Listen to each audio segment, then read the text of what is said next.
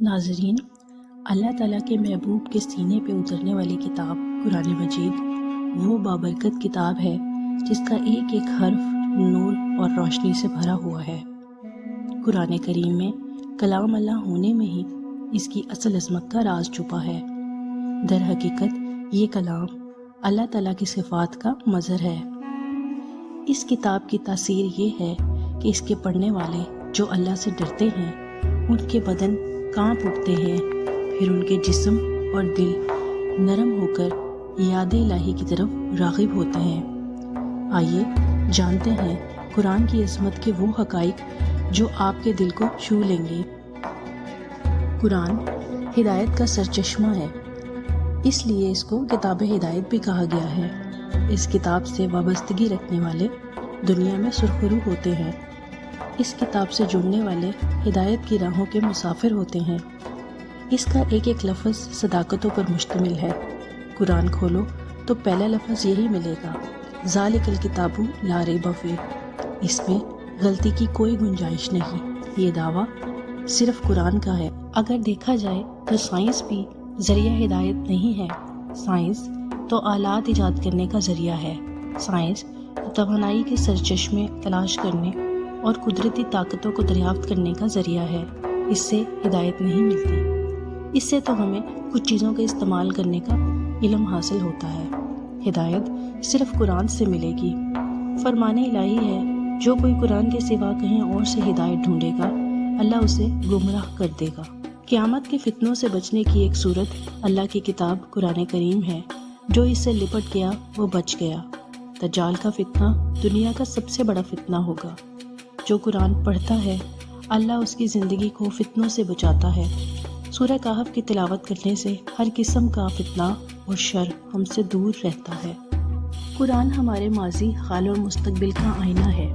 قرآن میں ان تمام قوموں کا ذکر ہے جو ہم سے پہلے گزر گئیں، جیسا کہ قوم نوح، قوم عاد، قوم سمود، قوم شعیب، آل فرعون، اور اس میں ہم سے بعد میں آنے والوں کی بھی خبریں موجود ہیں۔ اس کے علاوہ ہمارے مابین جو اختلاف ہو جائیں گے ان کا بھی فیصلہ اس کے اندر موجود ہے۔ سورۃ الانبیاء میں الفاظ آئے ہیں، لوگو ہم نے تمہاری طرف ایسی کتاب بھیجی ہے جس میں تمہارا ذکر ہے، کیا تم سمجھتے نہیں ہو؟ اللہ تعالیٰ اسی کتاب کے ذریعے کچھ قوموں کو عروج تک پہنچائے گا اور اسی کو ترک کرنے کے باعث کچھ کو ذلیل و خوار کر دے گا۔ یہ کتاب ایک فیصلہ کن کتاب ہے۔ یہ تو قوموں کے عروج و زوال کے فیصلے کرنے والی کتاب ہے۔ جو شخص اپنے تکبر کی وجہ سے اس قرآن کو ترک کر دے گا، فرمان الہی ہے اللہ اس کو پیس کر رکھ دے گا۔ اگرچہ قرآن کو ترک ہم نے بھی کیا ہے لیکن تکبر کی وجہ سے نہیں، اپنے کم ہمتی کی وجہ سے کیا ہے۔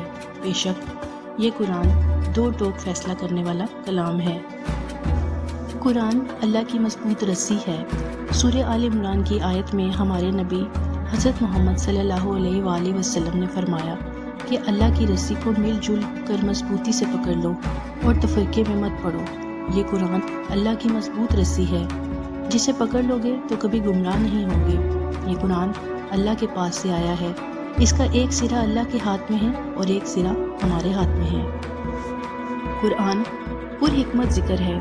قرآن اپنے آپ کو الذکر کہتا ہے، لیکن ہم نے ذکر کے نت نئے طریقے ایجاد کر دیے ہیں۔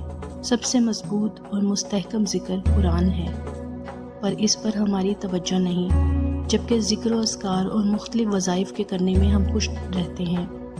فرمان الہی ہے کہ جو شخص قرآن کی تلاوت اور درس و تدریس کی مصروفیت کی وجہ سے میرا ذکر نہ کر سکے، مجھ سے دعا نہ کر سکے، تو میں اس شے سے افضل عطا کرتا ہوں جو وہ دعا کرنے والوں کو عطا کرتا ہے۔ قرآن صراط مستقیم ہے۔ نماز کی ہر رکعت میں ہم اہدنا الصراط المستقیم کے الفاظ میں اللہ تعالیٰ سے صراط مستقیم کی ہدایت طلب کرتے ہیں۔ صراط مستقیم یہی قرآن ہے۔ یہ وہ شے ہے جس کے ہوتے ہوئے ہمیں خواہشات نفس گمراہ نہیں کر سکیں گی۔ اس قرآن سے رابطہ ہوگا تو یہ دنیاوی خواہشات ہمیں تنگ نہیں کر سکیں گی۔ یہ وہ کتاب ہے اسے جیسے ہی جنات نے سنا فوراً پکار اٹھے، ہم نے ایک بہت خوبصورت قرآن سنا ہے جو سیدھے رستے کی طرف رہنمائی کرتا ہے۔